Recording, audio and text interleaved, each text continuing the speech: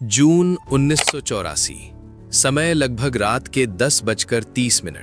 स्थान पंजाब का अमृतसर। स्वर्ण मंदिर के चारों ओर फैली हुई खामोशी उस तूफान का संकेत दे रही थी जो कुछ ही घंटों में इतिहास की सबसे खतरनाक रातों में बदलने वाला था। हवा में अजीब सी बेचैनी थी, मानो हर सांस आने वाले खून खराबे की गवाही दे रही हो।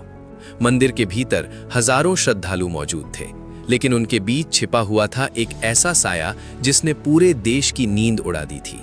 ये साया था जरनैल सिंह भिंडरावाले का, जिसने इस पवित्र स्थल को अपने किले में बदल दिया था। दिनों से बढ़ता तनाव अब अपने चरम पर पहुंच चुका था।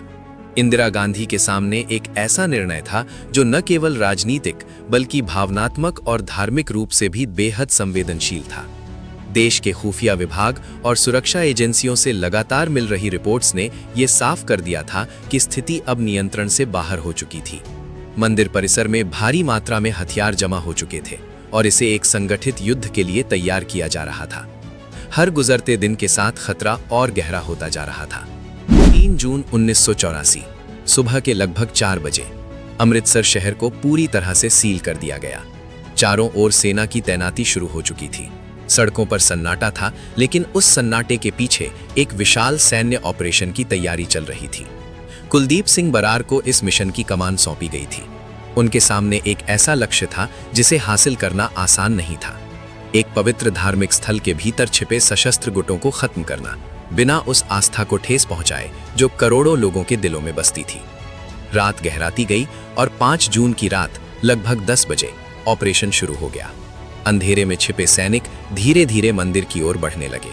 हर कदम के साथ खतरा और करीब आ रहा था। जैसे ही सेना ने आगे बढ़ना शुरू किया, अचानक गोलियों की आवाज ने पूरे माहौल को चीर दिया। मंदिर के भीतर से जबरदस्त प्रतिरोध शुरू हो चुका था। ये कोई साधारण कार्रवाई नहीं थी, ये एक खुला युद्ध बन चुका था। मंदिर के भीतर शबेग सिंह की रणनीति साफ दिखाई दे रही थी। हर कोना, हर दीवार, हर छत को इस तरह से तैयार किया गया था कि सेना के लिए आगे बढ़ना लगभग असंभव हो जाए। गोलियों की बारिश, बमों की आवाज और चीखों का शोर, सब कुछ मिलकर एक भयावह दृश्य बना रहे थे। सैनिकों को हर कदम पर भारी नुकसान उठाना पड़ रहा था, लेकिन पीछे हटने का कोई विकल्प नहीं था। घंटों तक चली इस मुठभेड़ ने स्वर्ण मंदिर के शांत वातावरण को युद्ध भूमि में बदल दिया था। पवित्र सरोवर के आसपास खून की बूंदें गिरने लगी थीं और इतिहास के पन्नों में एक ऐसा अध्याय लिखा जा रहा था जिसे कभी भुलाया नहीं जा सकेगा। सेना ने धीरे धीरे अपने कदम आगे बढ़ाए, लेकिन हर इंच जमीन के लिए उन्हें भारी कीमत चुकानी पड़ रही थी। 6 जून की सुबह लगभग 7 बजे ऑपरेशन अपने निर्णायक मोड़ पर पहुंच चुका था। सेना ने आखिरकार उस इमारत को घेर लिया जहां जरनैल सिंह भिंडरावाले मौजूद थे। अंतिम संघर्ष शुरू हुआ और कुछ ही घंटों में वो अध्याय खत्म हो गया जिसने पूरे देश को हिलाकर रख दिया था। लेकिन इस जीत की कीमत बहुत भारी थी।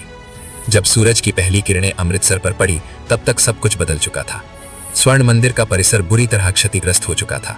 सैकड़ों लोग अपनी जान गंवा चुके थे और पूरे देश में गुस्से और दुख की लहर फैल चुकी थी। ये सिर्फ एक सैन्य ऑपरेशन नहीं था, ये एक ऐसी घटना थी जिसने भारत के इतिहास में गहरे जख्म छोड़ दिए। लेकिन कहानी यहीं खत्म नहीं हुई।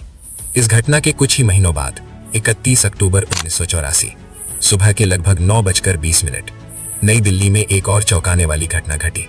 इंदिरा गांधी की उनके ही सुरक्षा कर्मियों द्वारा हत्या कर दी गई।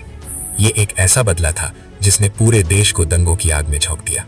सड़कों पर हिंसा भड़क उठी, निर्दोष लोगों को निशाना बनाया गया और भारत ने अपने ही लोगों के बीच विभाजन और नफरत का एक भयानक दौर देखा। ऑपरेशन ब्लू स्टार अब सिर्फ एक सैन्य कार्रवाई नहीं रह गया था, ये एक ऐसी चिंगारी बन चुका था जिसने पूरे देश को झकझोर कर रख दिया। समय बीतता गया, लेकिन उस जून की रात की गूंज आज भी अमृतसर की गलियों में सुनाई देती है। स्वर्ण मंदिर फिर से खड़ा हो गया, श्रद्धालु फिर से आने लगे, लेकिन इतिहास के उस खून से रंगे अध्याय की यादें आज भी जिंदा है। ये कहानी सिर्फ एक ऑपरेशन की नहीं है, ये उस दर्द, उस संघर्ष और उन फैसलों की कहानी है जिनके असर पीढ़ियों